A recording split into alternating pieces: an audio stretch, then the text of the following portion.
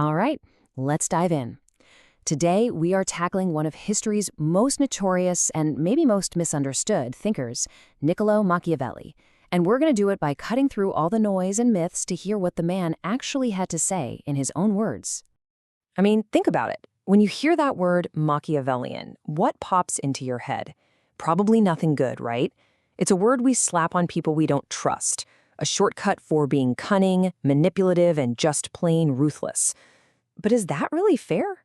Is that the whole story? And boom, this quote right here, it gets to the very heart of his thinking. This isn't some celebration of being evil. It's a cold, hard dose of reality. Machiavelli is asking a really tough question. In a world full of people who aren't good, what does it actually take to survive and lead? So this really brings us to what we can call the Machiavelli problem. For 5 centuries now, his name has basically been shorthand for political evil. How in the world did he get such a bad rap? You know, the popular image of him is this teacher of tyrants, the guy who whispered that the ends always justify the means, no matter how brutal. But as the book we're using for this explainer points out, that's just a caricature. Behind the label is a much more complicated mind, a political realist just trying to figure out how power actually works, not how we wish it would. So how do we get past the cartoon villain to the real person? Well, the source for our explainer, this really fascinating book called the Machiavelli Dictionary, has a pretty direct and honestly brilliant idea. Let's understand him through the exact words he used. The author makes a simple but powerful point.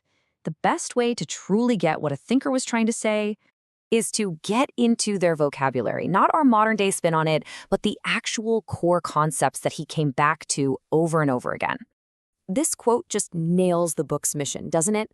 It's not another dense commentary. It's a toolkit. It's a dictionary that gives you direct access to his ideas, defined in his world.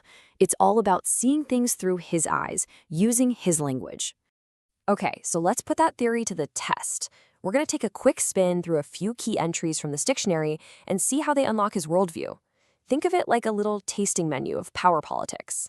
Let's start with a really tough one. Cruelty well used. I know, that sounds awful, right? But for Machiavelli, there's a huge distinction here. He's not telling leaders to be sadistic. He's arguing that if violence is what it takes to create order and stop even more chaos later, then it has to be used decisively, quickly, and then it has to stop. And here's the ice-cold logic. He says that dragging out punishments creates constant fear and hate, but one single, decisive act, that can secure the state and, ironically, lead to more stability for everyone in the long run. It's a purely calculated political argument.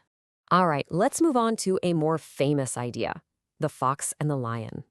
Machiavelli's big point here was that a ruler can't just be one or the other. If you're only a lion, you're all brute force and you're going to walk right into every trap. But if you're only a fox, you're clever, sure, but you have no way to defend yourself from the wolves. The key here, the whole point, is balance. A leader needs the lion's strength to scare off enemies, absolutely, but they also need the fox's cunning to see the political traps before they spring. It's about knowing when to fight and when to outsmart your opponent. And this way of thinking leads right into another one of his most infamous ideas. Is it better for a leader to be feared or to be loved? Machiavelli's answer is pure pragmatism. Love is fantastic, but let's be real, it's fickle. People love you when times are good, but that loyalty can disappear overnight. Fear, on the other hand, well, that's something a ruler can control. And there it is, his famous conclusion. But notice the key phrase, if one has to choose. The ideal, of course, is to be both. But if you're backed into a corner, fear is the safer bet for holding on to power. He does add a huge warning, though. A ruler has to avoid being hated. Fear keeps people in line. Hatred is what starts revolutions. Okay, now we're getting to the big ones. These next two concepts are arguably the twin pillars of his entire worldview. They're the two great forces he believed shape all of human history and politics, Virtù and fortuna. So what on earth are they? Well, fortuna is basically everything we can't control. It's luck, chance, circumstance. It's the chaotic river of fate that can just wash away all our best laid plans. But virtù, That's our response. And it's not virtue like being a good person. It's skill, boldness, courage, raw talent. It is the human will to act, to shape the world, and to build dams to control that river of fortuna. And he illustrates this with one of his most vivid and, let's be honest, pretty provocative metaphors.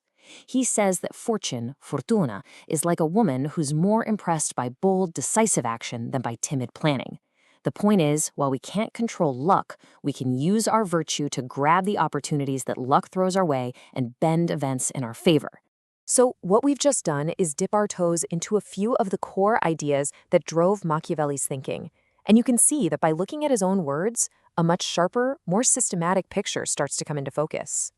And really, that's the key takeaway here. In just a few minutes, we've unpacked 5 of his core terms. But the dictionary we're pulling from, it breaks down over 100. It builds a complete intellectual portrait, piece by piece. I mean, can you imagine diving deeper into ideas like the necessity of evil or foundational violence, but also his thoughts on civic virtue and republican liberty? Because yeah, he wrote a ton about that stuff too. It's the whole puzzle, and every entry is another piece. So if you found this quick tour interesting and you want to go deeper to really get the complete toolkit for understanding power, politics, and maybe even human nature through his unfiltered lens, then this dictionary is the perfect next step.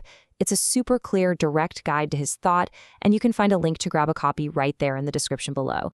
Look, it's not about agreeing with him. It's about understanding him on his own terms. So I guess the real question is, are you ready to see the world the way Machiavelli did, with all the uncomfortable but timeless truths he had about power?